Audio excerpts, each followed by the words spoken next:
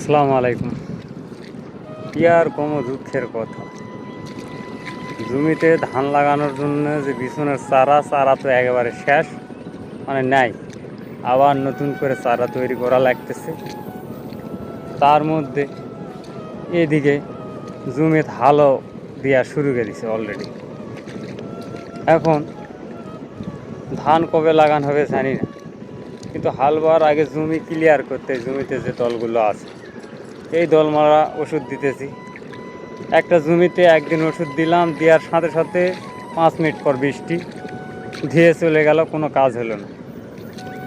দ্বিতীয় দিন আর একবার ওষুধ দিলাম, আবার বৃষ্টি, কাম হলো না। আজকে আবার দিয়ে আসলাম, মনে হচ্ছে যে আজকেও বৃষ্টি হওয়ার সম্ভাবনা, কিন্তু খালি পাতার পানিটা যদি একটু শুকে যায় তাহলে আর আকামটা হবে না। কারণ আল্লাহ যে কী করে, আমি আকাশের দিকে খালি তাকিয়ে আছি।